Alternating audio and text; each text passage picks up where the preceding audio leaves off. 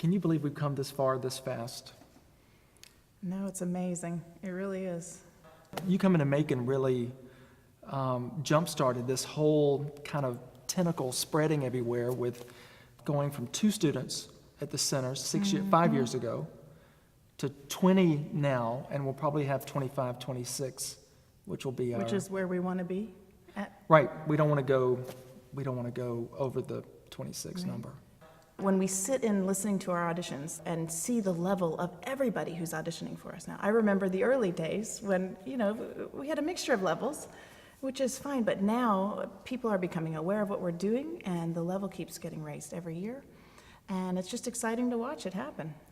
There are too many conservatories who teach the same way, too many music students who go to these conservatories and they learn how to play their instruments, but they don't know what to do when they get out into the big bad world.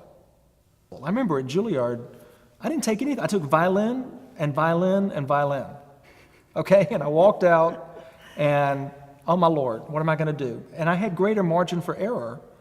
I can make some false starts, but the kids today, they really don't. It's much harder to find the right good work for very talented kids coming in. And so I'm thinking, well, what's the extra weapon? Well, the extra weapon is education, kind of a hybrid education, School of Music education combined with the specific liberal arts curriculum that would prepare them for life outside of school. Last semester, I actually was fortunate enough to be picked to play the Mendelssohn Octet with the St. Lawrence String Quartet.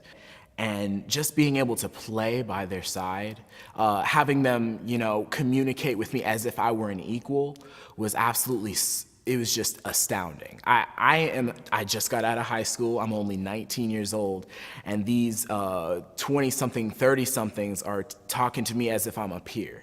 I just learned so much from them because of that, because they weren't talking down to me, because they weren't looking down upon me. They were sharing a musical experience with me.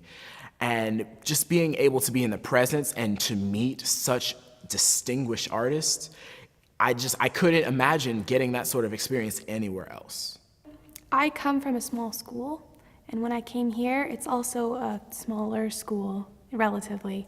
And just the sense of community that's here, I was not expecting that. When I got to Mercer, I knew I was going to get experiences that I wouldn't in other places.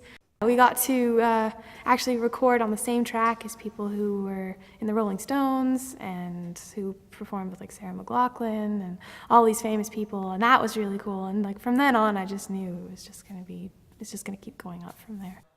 And we're already seeing with the students what's happening with them from seeing the entrepreneurial leadership from you, from the other faculty that we have assembled.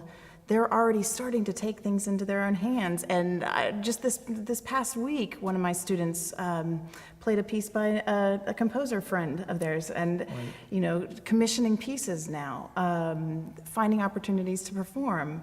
Not only do they get to work with us, the faculty, they get to work with the St. Lawrence String Quartet, the Orion String Quartet, the Albert String Trio came in. We've had the Diaz String Trio. Numerous, Lynn Harrell, how can I forget? Peter Wiley. The Guarneri Quartet. It could go on and on, the people that we're bringing in here.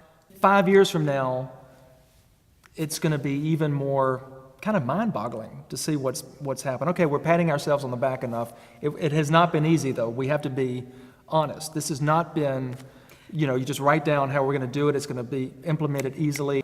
But Macon is going to be mentioned in the same breath as New York and Boston and Cleveland and Baltimore and LA, where great artists come to Macon to realize their potential.